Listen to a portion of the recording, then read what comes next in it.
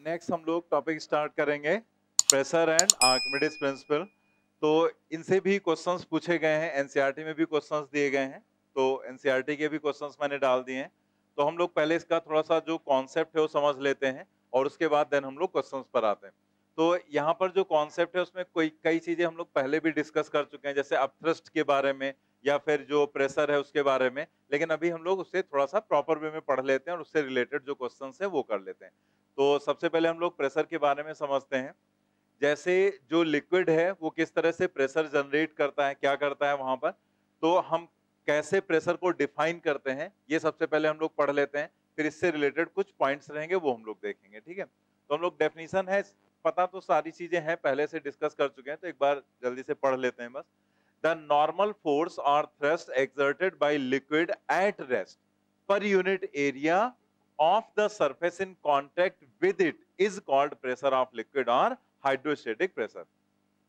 मतलब उसने क्या कहा, नॉर्मल फोर्स या thrust exerted by liquid at rest, ठीक है, एट रेस्ट, रेस्ट की कंडीशन में।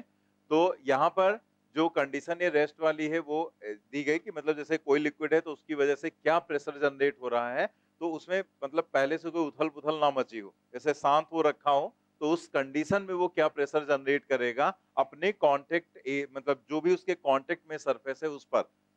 दैट प्रेशर कैसे हम लोग उसे डिफाइन करते हैं, हम लोग उसे बोलते हैं प्रेशर ऑफ लिक्विड या फिर हाइड्रोस्टेटिक प्रेशर, और उसे डिफाइन कैसे करते हैं, फोर्स पर यूनिट एरिया से। If F is the normal force, यहाँ पर ध्यान देना, ये चीज हम पहले भी डिस्कस कर चुके हैं कि फोर्स प्रेशर में जब हम लोग फोर्स लिखते हैं तो कैसा फोर्स होता है, नॉर्मल फोर्स, एरिया के normal. If F is the normal force acting on a surface of area in contact with liquid, अगर लिक्विड के कांटेक्ट में जो एरिया है उस पर लगने वाला फोर्स F है, then pressure P is equal to F divided by A। Unit क्या रहती है, न्यूटन पर मीटर स्क्वायर या फिर हम पास्कल बोलते हैं। Pressure is a scalar quantity. Units कुछ और भी होती हैं प्रेशर की जो आपको हम पहले बता चुके हैं, आपको याद होगा यूनिट एंड डायमेंशन में हम लोगों ने डिस्कस किया था प्रेशर के बारे में, ये जो यूनिट्स वगैरह होती हैं, तो वहां पर जो यूनिट्स बताई गई, जैसे उसमें प्रैक्टिकल यूनिट्स भी हमने बता दी थी, तो वो सब आप याद रखें। बाकी मेन जो यूज होती है वो क्या होती है, न्यूटन पर मीटर स्क्वायर या उसी को हम बोल देते हैं पास्कल, ठीक है। अब हम लोग देखते हैं variation of pressure with depth, तो ये हम लोग पढ़ चुके हैं। डेप्थ के साथ अगर हम एच डिस्टेंस नीचे जाते हैं तो जो वहां पर प्रेशर हो जाता है टोटल, वो कितना होता है, p not plus h rho जी, और सिर्फ कॉलम का प्रेशर होता है एच रो जी। वही चीज यहाँ पर हमें देखना है। तो जैसे यहाँ पर एक कंटेनर है और इस कंटेनर में ऊपर का पार्ट ओपन है और इसमें एक लिक्विड फिल कर दिया गया है जिसकी डेंसिटी क्या है, रो के बराबर। तो यहाँ पर जो ऊपर एटमॉस्फेयर में ओपन है वहां पर प्रेशर क्या रहेगा, पी नॉट। और यहां पर हम बॉटम पर प्रेशर देखना चाहते हैं, तो जो बॉटम पर प्रेशर होगा P, वो टोटल हो जाएगा P not plus h rho जी के बराबर। यहां पर जो प्रेशर होगा वो एच रो जी इस कॉलम का प्रेशर हो जाएगा, और टोटल प्रेशर यहाँ पर P नॉट भी है, तो ये प्रेशर एटमॉस्फेरिक सब कहीं रहेगा और साथ में यहाँ पर P रहेगा, ठीक है। तो P is equal to P not plus h rho g, जहां एच रो जी है pressure of the liquid at the bottom of container, ठीक है। तो यहां पर आप ध्यान दो, ये जो एच रो जी लिखा गया है प्रेशर ऑफ लिक्विड, मतलब सिर्फ लिक्विड का अगर प्रेशर देखो तो वो एच रो जी, लेकिन टोटल प्रेशर देखेंगे तो कितना है, p not plus h rho g. P minus p not जो है, जैसे अगर आप डिफरेंस देखें पी माइनस पी नॉट, तो उसे हम लिखेंगे एच रो जी। ये जो यहाँ पर डिफरेंस है इसी को हम लोग बोलते हैं गेज प्रेशर। मतलब ये जो टॉप है और जो बॉटम है इसके बीच में कितना प्रेशर डिफरेंस है, एच रो जी के बराबर, और इसी को हम क्या बोलते हैं, गेज प्रेशर बोलते हैं। गेज टर्म जो यूज किया जाता है यहाँ पर, तो ये टर्म हम लोग यूज करते हैं जस्ट जैसे दो पॉइंट है उनके बीच की डिस्टेंस के लिए हम लोग यूज कर लेते हैं, गेज टर्म यूज कर लेते हैं। तो गेज प्रेशर क्या है यहाँ पर, P माइनस पी नॉट, ठीक है। गेज का टर्म, गेज टर्म मतलब जस्ट मेजरमेंट में यूज किया जाता है, मापन के लिए यूज किया जाता है। तो अगर दो पॉइंट के बीच की डिस्टेंस है वहां पर भी टर्म यूज किया जाता है। यहाँ हम गेज यूज कर रहे हैं किसके लिए, प्रेशर के लिए, ठीक है। P minus p not is equal to h rho g. तो कहीं पर गेज प्रेशर टर्म यूज किया जाएगा तो समझ जाना कि ये डिफरेंस दिया जा रहा है and that is equal to h rho g. अब हम लोग देखते हैं ये एक पॉइंट, यहाँ पर तीन कंटेनर आपको दिखाए गए, तीनों कंटेनर अलग अलग टाइप के हैं, शेप उनका देखो अलग अलग टाइप का बना हुआ है, लेकिन तीनों में जो लिक्विड है उसकी डेंसिटी क्या है, सेम है, तीनों में सेम डेंसिटी। और जो हाइट है वो सब में अगर आप देखो तो वो भी सब में क्या दिखाई गई है, सेम दिखाई। तो अगर ऐसा है तो इनका शेप क्या है क्या नहीं है उससे हमें कोई मतलब नहीं। तीनों में हाइट अगर सेम हो गई, डेंसिटी सेम है, तो तीनों में अगर हम बॉटम पर देखेंगे तो प्रेशर सेम ही रहेगा। यानी कि पी ए, पी बी और पी सी तीनों यहाँ पर क्या होंगे, बराबर। P a equal to p b equal to p सी।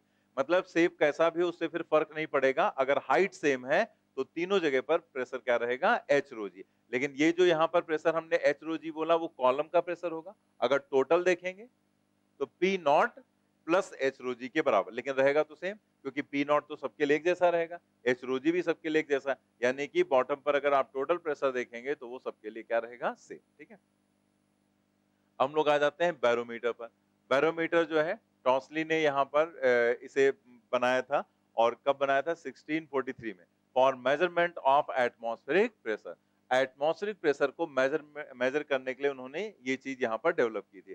तो ये कैसे उन्होंने मेजर किया, कैसे इन्होंने क्या समझाया, यहाँ पर देखो, जैसे ये एक कंटेनर हो गया, इसमें मरकरी फिल कर दिया गया, ठीक है, और ये एक ट्यूब है, ठीक है, ग्लास की ट्यूब है, लॉन्ग ट्यूब है। तो इसे क्या किया गया, इसे इस तरीके से पहले रखा गया, ऐसे रखा गया, और फिर इसके अंदर यहाँ पर क्या किया गया, मरकरी फिल कर दिया गया। तो इसके अंदर यहाँ पर पूरा मरकरी ऊपर तक ऐसे फिल कर दिया गया, पूरा एकदम टॉप तक मरकरी फिल कर दिया कि इसमें कहीं भी एयर नहीं है, ऊपर तक एकदम मरकरी फिल है, कहीं एयर यहाँ पर अब नहीं होगी। ठीक है, फिर क्या किया गया है, इसे जैसे इसके अंदर पलट के रखा जाना है, तो पलट कर रखेंगे तो आप यहाँ पर जैसे ऐसे पकड़कर उठाकर रख दो, तो जैसे आप झुकाओगे मरकरी गिर जाएगा नहीं। ठीक है, तो इसे ऊपर से ऐसे बंद कर दिया, ऐसे मान लिया हमने अंगूठा लगा दिया यहाँ पर, ठीक है, अब इसको हमने बंद कर दिया, अब इसको उठाकर इसके अंदर पलट कर रख देंगे मरकरी के अंदर, और फिर यहाँ पर अपना हाथ हटा लेंगे। तो ऐसा जब करेंगे तो इसका मतलब इसमें कहीं एयर नहीं जा रही। अगर आप बहुत फास्ट भी ऐसे पकड़कर करेंगे तो एयर चली जाएगी अंदर, क्योंकि वो जैसे गिरेगा उतना पार्ट एयर ले लेगी।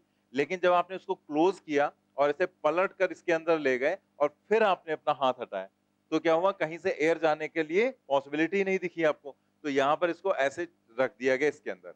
अब क्या होगा कि यहाँ पर ये जो कॉलम है ये अपने आप को एडजस्ट करेगा प्रेशर के हिसाब से, क्योंकि यहाँ पर एटमॉस्फेरिक प्रेशर है, तो यहाँ पर सब कहीं प्रेशर एक जैसा होना चाहिए। तो यहाँ पर अगर प्रेशर ज्यादा है कम होगा, तो जैसे कैपिलरिटी में समझाया था, अगर यहाँ पर प्रेशर ज्यादा हो गया या कम हो गया तो फ्लो स्टार्ट हो जाएगा लिक्विड का। लेकिन अगर सब कहीं प्रेशर बराबर हो गया तो वो रुका रहेगा। तो ये कॉलम अपने आप को एडजस्ट कर लेता है, और एक पर्टिकुलर पॉइंट पर देखा गया कि इस कॉलम की जो ये लेंथ है वो कितनी है, 76 सेंटीमीटर। और ऊपर, क्योंकि ये नीचे की तरफ आएगा तो ऊपर यहाँ पर क्या होगा, वैक्यूम क्रिएट हो जाएगा। यहाँ पर एयर नहीं होगी, इसके अंदर क्या होगा, वैक्यूम, क्योंकि एयर जाने का तो कहीं रास्ता ही नहीं था, आपने भरा और उसके बाद इसको इसके अंदर पलट दिया, तो एयर जाने का तो कहीं रास्ता है नहीं इसके अंदर। यानी कि ये जो वैक्यूम क्रिएट हुआ, इस वैक्यूम के अंदर क्या कोई प्रेशर होगा, नहीं होगा, क्योंकि प्रेशर अगर यहाँ पर एयर होती तो एयर के मॉलिक्यूल्स की वजह से होता। वो हम लोग आगे पढ़ेंगे काइनेटिक थ्योरी ऑफ गैसेस में कि गैसेस किस तरह से प्रेशर जनरेट करती हैं। लेकिन यहाँ पर किसी भी तरह का कोई यहाँ पर मॉलिक्यूल वगैरह नहीं होगा। अगर कुछ होगा भी तो वो इसी मरकरी के वेपर हो सकते हैं, लेकिन मरकरी का वेपर होता है बहुत हैवी, ठीक है, मरकरी बहुत हैवी होता है, तो उसका वेपर बहुत हैवी होता है, तो वो ऐसा कोई प्रेशर जनरेट नहीं कर पाएगा, तो उस प्रेशर को हम इग्नोर कर देते हैं। तो हम ये मान लेते हैं कि ये वैक्यूम है, इसको बोला जाता है टॉसलियन वैक्यूम, और यहाँ पर जब कोई मॉलिक्यूल वगैरह कुछ है ही नहीं, वैक्यूम है, तो इसमें प्रेशर क्या रहेगा, जीरो, जीरो प्रेशर यहाँ पर रहेगा। अब यहाँ पर क्या बताया गया कि जैसे इस पॉइंट पर देखें, इस पॉइंट पर तो सब कहीं प्रेशर, जब ये इक्विलिब्रियम की कंडीशन में ऐसे रुकेगा तो सब कहीं प्रेशर तो सेम ही रहेगा एक लेवल पर, तो इस लेवल पर प्रेशर रहेगा सेम। तो एटमॉस्फेरिक प्रेशर ए एट ए, मतलब एटमॉस्फेरिक प्रेशर इस पॉइंट पर, ये तो एटमॉस्फेयर में ओपन है ना, तो यहाँ पर प्रेशर क्या रहेगा, पी नॉट। और जो बी पॉइंट है, चूंकि ये सेम लेवल पर है, तो बी पॉइंट पर भी तो प्रेशर सेम ही रहेगा, तो यहाँ पर this is equal to pressure at b. अब बी पॉइंट पर प्रेशर क्या होगा, बी पॉइंट पर ये एच कॉलम है, तो जब हम इस एच कॉलम के लिए प्रेशर लिखेंगे तो क्या होगा, एच रोजी रहेगा। लेकिन साथ में हम लोगों ने पीछे क्या देखा था, यहाँ पर, कि अगर ऐसे कहीं पर कोई लिक्विड है तो यहाँ पर जो प्रेशर होगा वो टोटल प्रेशर एच रोजी नहीं होगा, बल्कि क्या होगा, p not plus h rho जी, मतलब इस लिक्विड कॉलम के ऊपर जो प्रेशर है उसको भी इसमें ऐड आपको करना पड़ेगा, ठीक है ना। अब जरा यहां देखो, यहां पर इस लिक्विड कॉलम के ऊपर ये है और ये तो है वैक्यूम, यहां पर प्रेशर क्या है पीसी, लेकिन पीसी की वैल्यू क्या है 0। यहाँ पी नॉट मत ऐड कर देना, ठीक, क्योंकि यहाँ पर एटमॉस्फेयर है ही नहीं, यहाँ पर क्या है वैक्यूम आपने क्रिएट कर दिया, तो फिर यहाँ पर प्रेशर हो जाएगा पीसी, यानी कि इस बी पॉइंट पर अगर आप देखें तो प्रेशर कितना होगा PC plus h rho g. तो यहाँ पर ए पॉइंट पर प्रेशर हो गया पी नॉट और बी पॉइंट पर हो गया पीसी प्लस एच रो जी, लेकिन पीसी की वैल्यू क्या है 0। तो फिर पी नॉट कितना हो गया एच रो जी, एच की वैल्यू क्या आई है 76, यानी कि 0.76 metre. Density of mercury 13.6 10 to the power 3 kilogram per metre cube और जी की वैल्यू 9.8। अगर तीनों को मल्टीप्लाई करो तो यही आ जाएगा 1.01 10 टू द पावर 5 पास्कल। यही 1 एटमॉस्फेरिक प्रेशर होता है, यही तो होता है ना 1.01 10 टू द पावर 5। और इसमें भी जैसे कई बार होता है ना अप्रोक्सीमेशन हमें लेना होता है तो हम लोग ये 1.01 हटा देते हैं, लगभग इसको 1 मान लेते हैं, तो क्या होता है 10 टू द पावर 5, लेकिन एक्चुअल में यही रहता है, अप्रोक्सीमेटली हम उसको 10 पावर 5 लेते हैं। लेकिन ये हमेशा नहीं करेंगे, इसे क्वेश्चन में मेंशन होगा तो आप ले लेते हैं, ठीक है 10 टू द पावर 5। जैसे एक क्वेश्चन हमने पीछे करवाया था उसमें मेंशन था 10 टू द पावर 5, तो 10 टू द पावर 5 यहाँ पर हम लेंगे, लेकिन otherwise 1.01 into 10 to the power 5 pascal होगा। तो समझ में आ गया ना कि कैसे एटमॉस्फेरिक प्रेशर को बैरोमीटर से मेजर किया जाता है, ठीक है। तो ये इन्होंने बनाया था for measurement of atmospheric pressure, this is barometer, ठीक है। तो क्लियर हो गया। अब आगे हम लोग आते हैं एक पॉइंट यहां पर कि अगर हम यहां पर देखें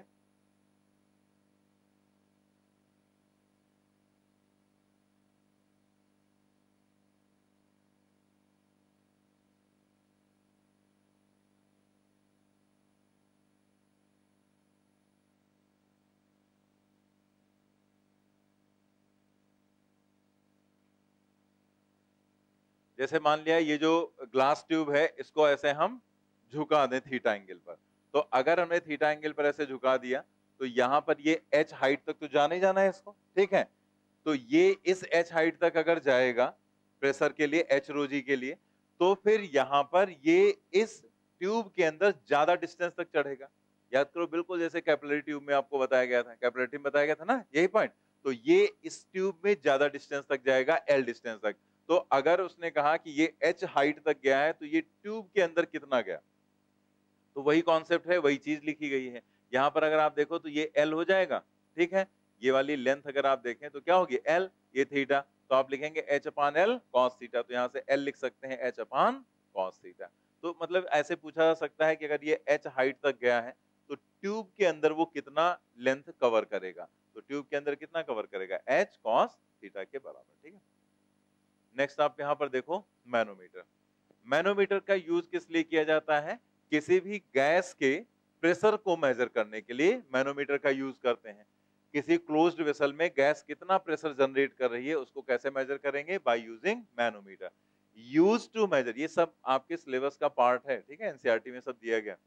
use to measure pressure in a closed vessel containing a gas, मतलब कोई भी क्लोज्ड वेसल है उसमें जो गैस है उसका प्रेशर मेजर करना है तो हम यूज करेंगे मैनोमीटर।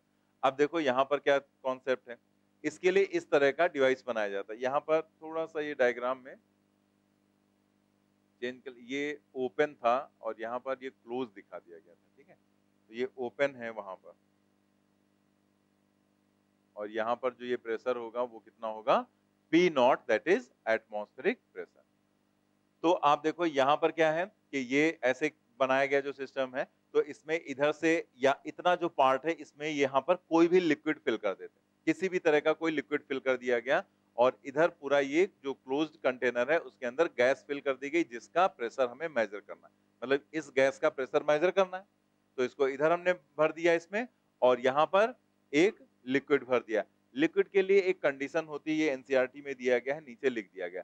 अगर हमें लो यहाँ पर प्रेशर मेजर करना है, मतलब प्रेशर भी हो सकता है ना, लो प्रेशर हाई प्रेशर, तो लो प्रेशर अगर मेजर करना है तो हम लो डेंसिटी यूज करेंगे, ठीक है, लो डेंसिटी वाले लिक्विड का यूज करेंगे सच एज ऑयल, ठीक है। ऑयल की डेंसिटी कम होती है, जैसे वाटर है, वाटर में अगर आप ऑयल डालो तो ऑयल ऊपर रहेगा, वाटर ऑयल ऊपर आ जाता है ना।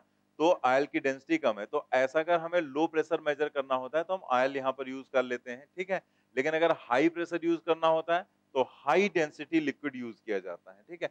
इसका रिलेशन थोड़ा सेंसिटिविटी से है कि जैसे आप ऐसे सोचो कि ये एटमॉस्फेरिक प्रेशर है, अब इसको इस लिक्विड को पुश करना है, ठीक है। तो अगर मान लिया ये और ये जो गैस है ये भी इस लिक्विड को पुश करेगी, तो अगर इस गैस को इस लिक्विड को पुश करना है, अब मान लीजिए बहुत हैवी लिक्विड आपने यूज कर लिया जिसकी डेंसिटी बहुत ज्यादा है, डेंसिटी ज्यादा होगी मतलब मास पर यूनिट वॉल्यूम ज्यादा होगा। तो अगर यहाँ पर देखा जाए तो ये जो प्रेशर है वो सपोज कर लिया बहुत कम है, तो वो इस गैस ये गैस प्रेशर जनरेट तो करेगी लेकिन ये इस लिक्विड को पुश ही नहीं कर पाएगी क्योंकि वो बहुत हैवी है और यहाँ का प्रेशर क्या है, बहुत लो है। तो लो प्रेशर है तो फिर आप ऐसा लिक्विड यूज करो जो हल्का हो, जिसको ये आसानी से पुश कर सके, तभी ये इक्विलिब्रियम कंडीशन सेट हो पाएगी, तभी हम मेजरमेंट कर पाएंगे। तो ये थोड़ा सा आप याद रखना कि लो डेंसिटी लिक्विड है such as oil for measurement of small difference pressure difference and high density liquid such as mercury for measuring large pressure difference, ठीक है। तो यहाँ पर एक बात होगी, इसके अंदर जो लिक्विड है जो भी हमें जैसा भी था वैसा हमने इसके अंदर फिल कर दिया। अब क्या होगा, इधर से एटमॉस्फेयर इसको प्रेस करेगा और इधर से क्या करेगा, ये गैस इसको प्रेस करेगी। तो गैस इसको इधर भगाना चाहेगी, एटमॉस्फेयर इसको इधर भगाना चाहेगा, तो कहीं ना कहीं जाकर एक कंडीशन सेट हो जाएगी जहां पर ये रुक जाएगा, मतलब एक कहीं ना कहीं एक इक्विलिब्रियम सेट हो जाएगा। तो जो इक्विलिब्रियम यहाँ पर सेट हुआ उस कंडीशन में अगर आप देखें तो जैसे ये जो लिक्विड है इस लिक्विड के सेम लेवल पर सेम प्रेशर रहेगा, ठीक है। अगर कोई भी लिक्विड है तो उसमें सेम लेवल पर फिर सेम प्रेशर रहेगा, जैसे पीछे मरकरी में आपको बताया गया, तभी तो रुका हुआ है। अगर प्रेशर कम ज्यादा होगा तो फिर क्या होगा, वो इधर उधर भागेगा। लेकिन अगर सेम लेवल पर देखें तो सेम प्रेशर, यानी कि ये अगर हमने ए पॉइंट कह दिया और इसी की सीध में ये हमने कह दिया बी पॉइंट, ठीक है। ये कैसा है, बी पॉइंट है और ये कैसा है, ए पॉइंट है। तो ए और बी दोनों सेम लेवल पर है। नीचे आप देखो पूरा एक ही लिक्विड फिल किया गया, अलग अलग नहीं होना चाहिए, एक ही लिक्विड यहाँ पर फिल किया गया। तो इसका मतलब क्या हुआ कि नीचे का ये पार्ट एक जैसा हो गया। तो इस लेवल पर जो प्रेशर होगा वही इस लेवल पर प्रेशर होगा बी पॉइंट पर। तो ये दोनों प्रेशर हो जाएंगे equal, that is pressure at point a that is p a, pressure at point b that is p b. तो ए पॉइंट पर जो प्रेशर होगा वो ये गैस लगा रही होगी। आगे हम लोग काइनेटिक थ्योरी ऑफ गैसेस में पढ़ेंगे कि गैसेस जो होती हैं वो हर डायरेक्शन में बराबर प्रेशर जनरेट करेंगे, ठीक है। हर डायरेक्शन में, कहीं पर भी, ऊपर भी, जैसे एक कंटेनर में रखा जाएगा तो जितना प्रेशर ऊपर जनरेट करेंगे उतना ही नीचे। लिक्विड में ऐसा नहीं होगा। लिक्विड में जैसे आपने लिक्विड फिल कर दिया तो लिक्विड का कॉलम जो है तो वो बॉटम पर तो एच रो जी अप्लाई करेगा, लेकिन जैसे जैसे हम यहाँ पर ऊपर जाएंगे, ठीक है, जैसे आप ऐसे ही सोच लो कि यहाँ पर एच रो जी है, तो अगर हम यहाँ पर होंगे तो ये एच होगा, यहाँ पर होंगे तो ये एच होगा और बिल्कुल यहाँ होंगे तो कोई वहां पर प्रेशर नहीं, वो फिर एटमॉस्फेरिक प्रेशर के बराबर हो जाएगा सिर्फ, ठीक है। तो यहाँ पर मतलब कॉलम का प्रेशर जो होगा वो यहाँ अलग होगा, यहाँ अलग होगा, यहाँ अलग होगा, एच के हिसाब से होगा। लेकिन अगर हम इसी कंटेनर में कह दें गैस है, इसमें गैस है, तो जितना प्रेशर पी इधर एक्सर्ट करेगा उतना ही इधर होगा, उतना ही ऊपर होगा और उतना ही नीचे होगा, मतलब चारों तरफ एक जैसा प्रेशर वहां पर जनरेट करेंगे। तो ये हम लोग पढ़ेंगे कहाँ, काइनेटिक थ्योरी ऑफ गैसेस में, ठीक है। तो यहाँ पर अगर ये गैस है तो ये सब कहीं एक जैसा प्रेशर जनरेट करेगी, इसका मतलब ए पॉइंट पर प्रेशर क्या होगा, पी ए, और पी ए की वैल्यू क्या होगी, इस पी के बराबर। तो पी ए हो जाएगा पी के बराबर। अब इस लोकेशन पर अगर हम प्रेशर देखें तो ये वही हो गया केस कि यहाँ पर एक मरकरी फिल कर दिया, मरकरी कॉलम बना दिया गया, तो इस लोकेशन पर, और ये हाइट मान लिया h के बराबर है, तो इस लोकेशन पर प्रेशर अगर आपसे पूछा जाए तो ऊपर एटमॉस्फेरिक प्रेशर है पी नॉट और प्लस क्या लिखोगे, ये लिखेंगे ना। तो यहाँ पर यही कंडीशन तो है, ये यहाँ पर देखो तो ये एटमॉस्फेरिक प्रेशर हो गया और ये कॉलम की लेंथ हो गई, तो यहाँ पर जो प्रेशर होगा बी पॉइंट पर वो क्या होगा, p not plus h rho g, p not plus h rho g. तो आप सोचो पी नॉट आपको एटमॉस्फेरिक प्रेशर पता ही है, अभी पीछे मेजरमेंट का भी तरीका बता दिया गया, वो तो पता ही रहता है हम लोगों को। इस कॉलम की लेंथ हमने मेजर कर ली, ये जो एच है ये हमने यहाँ से मेजर कर लिया, मतलब इस लेवल की बात कर रहे हैं ना, तो इसके ऊपर की जितनी लेंथ है वो हमने मेजर कर लिया, उसको यहाँ रख दिया, डेंसिटी रख दी, ठीक है, मरकरी की, और जी की वैल्यू सॉल्व कर लिया, जो आएगा वही इस गैस का प्रेशर हो जाएगा। तो गैस का प्रेशर मेजर कर लिया। अब अगर अगेन आपको प्रेशर डिफरेंस मेजर करना है कि ये जो गैस का प्रेशर है और जो एटमॉस्फेरिक प्रेशर है इसके बीच का अंतर क्या है, तो फिर से वही आ जाएगा h minus h rho, sorry ये p minus p not is equal to h rho g. तो ये अगेन इसको हम क्या बोलेंगे, गेज प्रेशर। तो P minus p not is equal to h rho g आ गया। तो ये कॉन्सेप्ट हो गया किसका, मैनोमीटर का। तो ये भी आप थोड़ा सा ध्यान रखना, ठीक है, सब कुछ है पार्ट सिलेबस में हमारे। नेक्स्ट हम लोग देखते हैं पास्कल्स लॉ। ये भी हम लोग को ध्यान रखना है, इस पर भी क्वेश्चन पूछा जा सकता है। Pascal's law is stated in following ways, ठीक है। इसमें दो तरीके से इसको यहां पर दिया जाता है। पहला पॉइंट क्या है, a liquid exert equal pressure in all directions. लेकिन कब, जैसे अभी हमने बताया सभी डायरेक्शन में बराबर नहीं होगा, लेकिन यहां पर क्या कहा गया है, a liquid exerts equal pressure in all directions. लेकिन कब, if the effect of gravity can be neglect. अगर हम ग्रेविटी के इफेक्ट को नेग्लेक्ट कर पा रहे हैं या कर सकते हैं, वहां पर जहां पर है वहां ग्रेविटी का अगर कोई इफेक्ट नहीं है, तो हम कह सकते हैं लिक्विड जो है हर डायरेक्शन में बराबर यानी कि सेम प्रेशर वहां पर वो एक्सर्ट करेगा। एक तो ये इस तरह से भी इनका स्टेटमेंट दिया जाता है। दूसरा यहां पर है, if the pressure in an enclosed fluid, ठीक है, enclosed fluid is changed at a particular point. मतलब इन्होंने कहा कि कोई भी इनक्लोज फ्लूइड है, मतलब किसी कंटेनर में कोई फ्लूइड आपने इनक्लोज कर रखा है, कोई फ्लूइड वहां पर रख रखा है।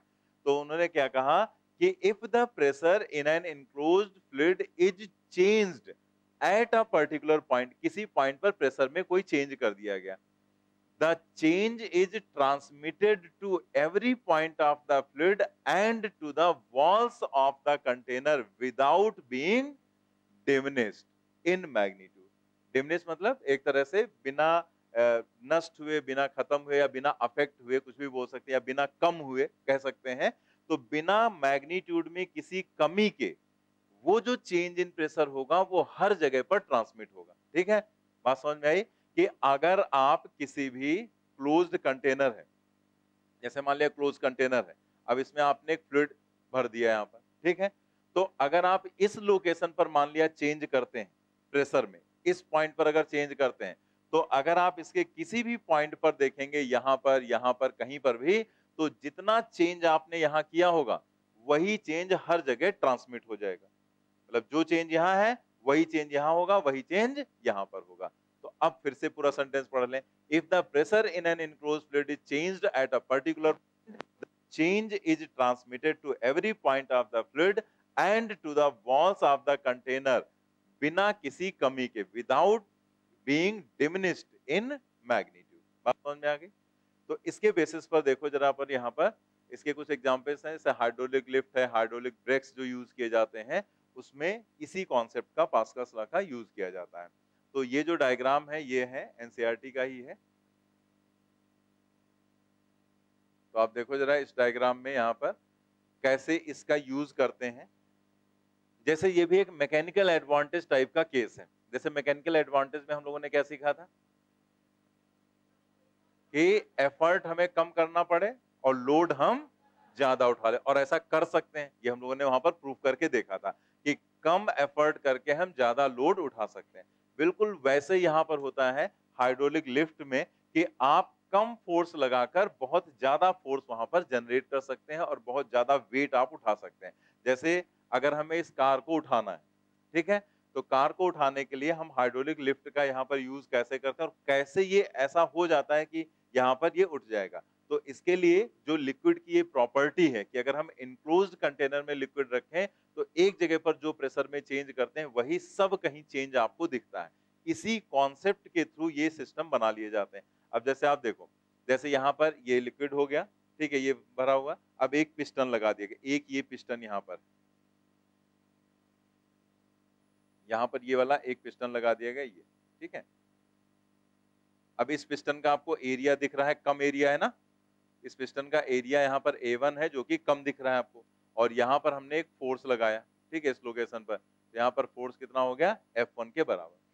अब यहाँ पर एक दूसरा ऐसे बना लिया गया पिस्टन, ठीक है, मतलब यहाँ ओपनिंग थी उसमें पिस्टन लगा दिया गया, ऐसे यहाँ पर एक दूसरा पिस्टन बनाया गया, तो ये वाला पार्ट आपको दिख रहा है जितना, ये हम रेड से मार्क कर रहे हैं। ये ऊपर प्लेटफॉर्म और चौड़ा कर दिया गया, पिस्टन थोड़ा सा छोटा ही बनाया गया लेकिन ऊपर का प्लेटफॉर्म बड़ा कर दिया गया, जिससे उस पर जो भी ऑब्जेक्ट रखना है वो आ जाए। तो ये जो इतना पार्ट है ये भी एक तरह का पिस्टन का ही पार्ट है, ऊपर प्लेटफॉर्म हो गया और नीचे क्या हो गया, पिस्टन हो गया। ठीक है। अब यहाँ पर जो फोर्स जनरेट होगा वो फोर्स सपोज कर लिया F2 जनरेट होगा। जैसे आप यहाँ पर अगर फोर्स लगाएंगे तो एक तरह से प्रेशर ही तो चेंज कर रहे हैं आप। तो वैसे तो एटमॉस्फेरिक प्रेशर रहेगा, लेकिन आपने एक्स्ट्रा अलग से फोर्स एक F1 जनरेट किया, तो फोर्स अपॉन एरिया क्या हो जाएगा? प्रेशर। तो जो प्रेशर आपने जनरेट किया है या चेंज इन प्रेशर उसको बोल सकते हैं, वो प्रेशर हर जगह पर होगा वही चीज। तो यहाँ पर उस प्रेशर की वजह से यहाँ पर एक फोर्स जनरेट होगा। यहाँ का एरिया थोड़ा सा ज्यादा रखा गया, इसकी तुलना में काफी ज्यादा दिख रहा है ये जो A2 है, ठीक।